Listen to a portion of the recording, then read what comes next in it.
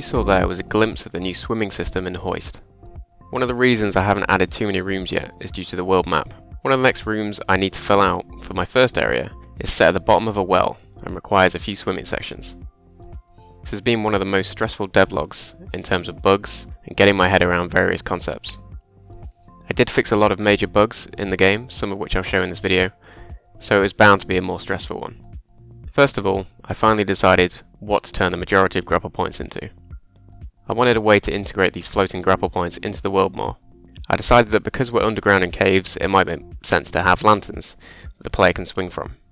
I might make these shake in the future after being used, but the plan is that once I start decorating rooms more in the future, I can make the lanterns be supported by wooden beams and other background items as if we were in some kind of mine shaft. I'm quite pleased with how these turned out and the flickering animation.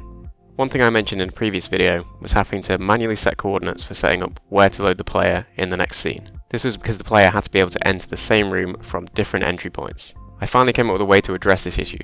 My method was to create a scriptable object to hold information about the level, door number and coordinates. This item could then be linked to the door objects for what to load. To get around manually entering coordinates into these objects, I created a custom editor. I highly recommend researching custom editors in Unity. It wasn't too hard to set up. My custom editor allowed me to create entrance point prefab and script, and then if the entrance point script is selected in the hierarchy, it gives you a button to either add the position this entrance point is at and store it as a scriptable object or update an existing one. It uses the level name, automatically incrementing door number and transforming the prefab to automatically fill in the name of the scriptable object.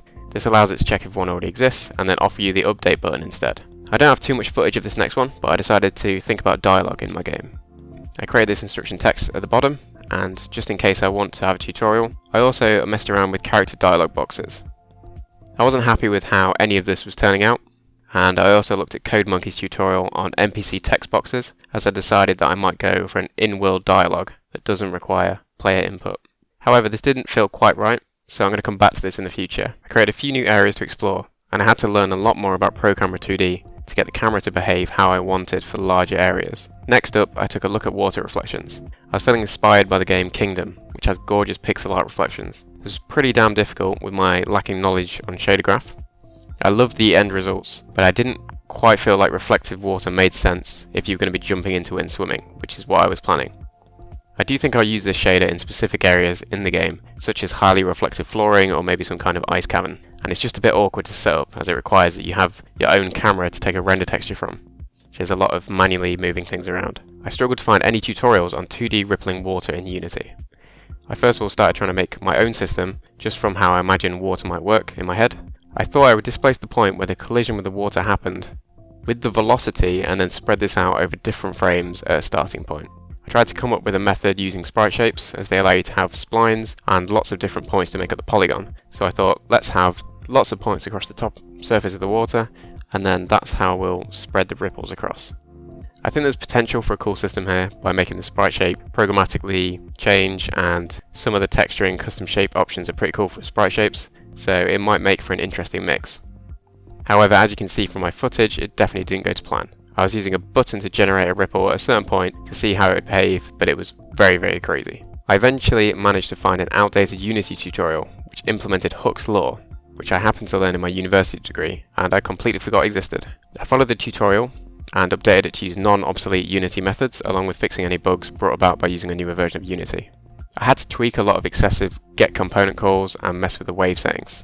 The water looked quite rubbery at first, and there were some strange bugs such as the fact that you could be Moses and split the water down the middle, and you could jump on water. These would have to be fixed along with the water's layering being above all objects, which I was able to fix by using someone's custom mesh renderer editor, which allows you to set a sorting layer from the editor instead of through code, which strangely Unity does not by default. I'll put a link to the awesome water tutorial in the description at some point, and the custom mesh renderer editor. At some point during the development phase, I changed the distance for when the rope disconnects when it's reeling towards an object, and it's had some unintended functionality, such as being able to make this flying machine. I still need to fix this, though it's not currently high priority as it's using a test object. I then added a water line.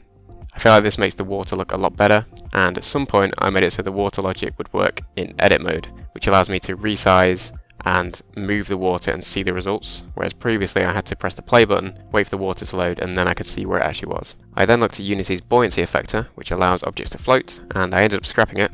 But I also looked at adding drag to the player when he's in the water. There were some weird bugs with the buoyancy, such as the fact the grappling hook could be used as a flotation device. I made it so that climbing hooks fall and lose momentum when they hit a body of water. I tried to implement a water flowing texture rather than having basic looking water. First I got a pink texture, and then I struggled to spread a texture over the entire water as the UVs were being generated with the water ripples, so the texture was tiling horribly. I also generated a polygon collider for the waves rather than using the individual wave colliders, which worked, but I still couldn't map the UV of the polygon collider correctly, so I decided to stick with basic water. I then did a proof of concept for lava to see what it would look like, and I think it looks awesome with the bloom. I changed the density and how it ripples to make it more effective and stand out from water. I started working on basic 4-directional swimming movement.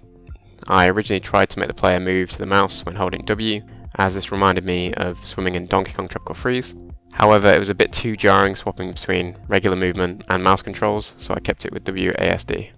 I had an issue with how velocity scales as it kept making mega tsunamis. You could also rocket into the sky, which was caused by me trying to allow the player to properly jump out of the water instead of just forcing the swim speed to carry them out. I fixed the velocity by making it reduce when hitting into the water. I then accidentally created rocket boots, which are pretty awesome. Then the player started floating, which is weird. I then fixed it, and the player once again had fart shoes. Finally, the swimming controls felt pretty good. Next I added an idle swimming animation, and then I went on to add an actual swimming animation. And as you know from other devlogs, I'm not a massive fan of making animations, but I liked how this turned out. I then got the player locking to the surface of the water using physics checks, and I made it so the player could only leave the body of water by jumping. I then started working on water particles. These gave me a lot of trouble, as you can see by the blinding light and the player becoming a sprinkler, and then I had a lot of lag and invisible particles. It turned out the sprinkler effect was caused by the player crossing between the different ripple colliders. I then removed the ripple colliders and went back to generating a polygon collider, as this allows me to detect a single on-trigger enter event because it's for one object instead of it being triggered for each ripple. And I was happy with the water. I then started working on the climbing hook bug, which had plagued the previous video. You could previously throw a climbing hook directly below you into the floor, and it didn't look great.